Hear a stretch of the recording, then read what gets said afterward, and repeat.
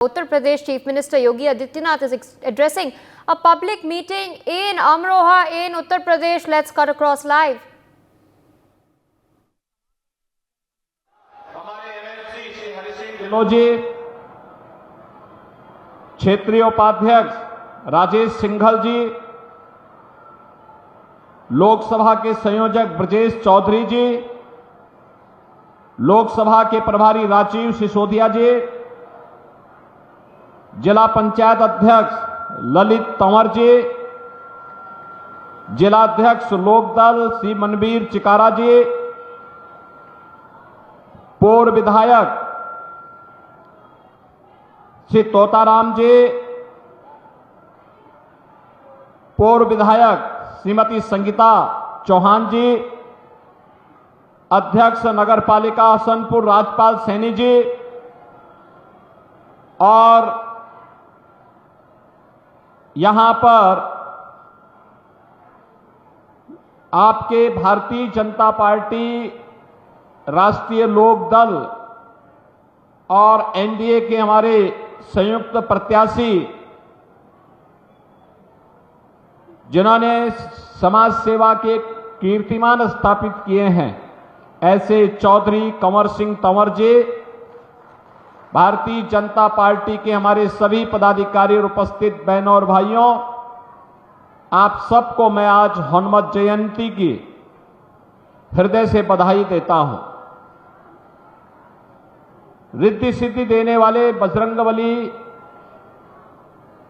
आप सबकी सुरक्षा भी करे, आपके जीवन को सुख और समृद्धि की ओर अग्रसर कर सकें, इसकी मैं आप सबको अपनी शुभकामनाएं देता हूं।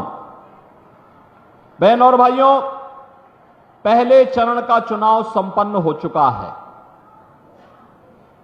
देश के अंदर 102 लोकसभा सीटों पर चुनाव संपन्न हुए हैं और उत्तर प्रदेश के भी 8 लोकसभा सीटों पर चुनाव अब तक संपन्न हो चुके हैं। दूसरे चरण के मतदान की तैयारी चल रही है और 26 अप्रैल को दूसरे चरण में मतदान होना है।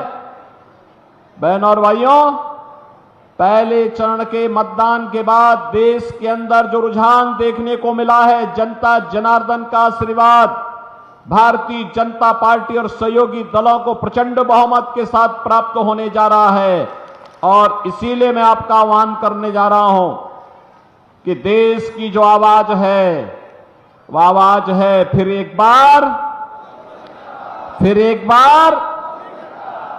बार मोदी सरकार का। क्योंकि प्रधानमंत्री मोदी जी ने देश के अंदर 10 वर्ष में देश की तस्वीर और तकदीर को बदलने का काम किया है। देश के अंदर सुरक्षा का बेहतर माहौल दिया है। देश के अंदर विकास के बड़े बड़े कार्य किए हैं। गरीब कल्याणकारी योजनाओं की एक लंबी श्रृंखला दी है।